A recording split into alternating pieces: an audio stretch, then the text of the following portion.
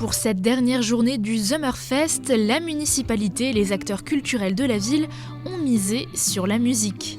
Personne m'entend, ça y est, la soirée se termine et la vie reprend. Je suis de nouveau perdu dans le film, il a suffi d'un seul mot et j'en avais perdu les... Mais aussi sur la couleur, avec la participation des Créadis qui proposaient des lâchers de poudre colorés pour les enfants. C'est parti! Une belle fin après une période estivale pleine d'animation, l'occasion de revenir sur ces 2 mois de festivités. Le sentiment général est positif.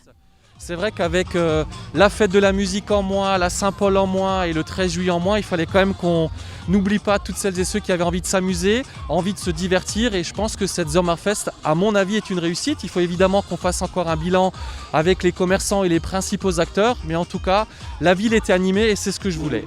Pour rappel, 20 000 € ont été investis pour la programmation artistique et l'organisation. De nombreux bénévoles se sont mobilisés, les équipes techniques et culturelles de la ville et le manager de centre-ville n'ont pas chômé également. Même si certains rendez-vous dépendaient de la météo, la population était très présente, surtout au mois de juillet. La piétonnisation des rues a également été appréciée. On se posait la question tout à l'heure de savoir si on le poursuivra l'année prochaine. Je pense qu'à mon avis, là aussi, le bilan est plus que positif. Quand il faisait beau, il y avait du monde en ville, il y avait du monde à ces terrasses.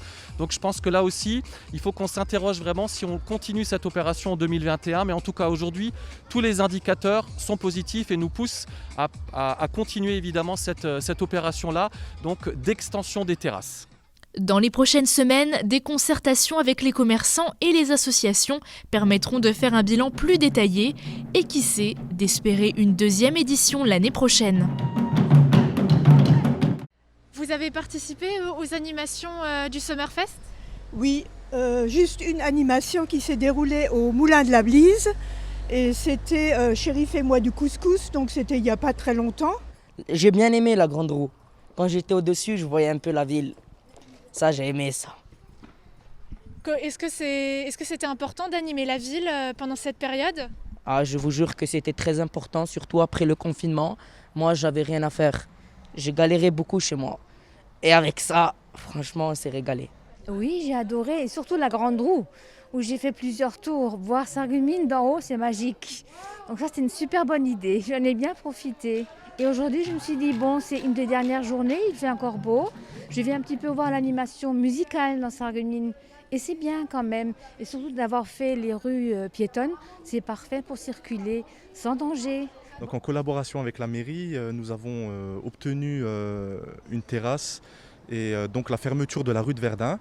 Ce qui nous a permis, comme vous pouvez le voir, de poser quelques tables et chaises pour un peu animer cette rue qui est d'habitude passante par des voitures. Comment vous avez ressenti, vous, cette période estivale avec les animations ? Ça vous a amené du monde ? Oui, et éventuellement avec LJF, donc l'école de musique qui a pu animer à plusieurs reprises devant notre café. Cette activité autour du Sommerfest pendant la saison, ça a été très très positif d'ailleurs. J'ai ressenti les bienfaits, effectivement, les gens sortaient beaucoup plus souvent, on avait beaucoup plus d'affluence dans les rues, les gens se faisaient un plaisir et de flâner dans les terrasses, donc ça a été vraiment une belle expérience pour nous. D'ailleurs, on a été très actifs pendant cette période-là. C'était très bien, moi j'habite dans la rue Sainte-Croix, juste derrière, et donc je pouvais voir de ma fenêtre toutes les animations. Et même pour les spectacles des enfants, il y avait autant d'ados, de parents, de grands-parents que d'enfants. Donc je pense que c'était vraiment quelque chose de réussi pour la ville.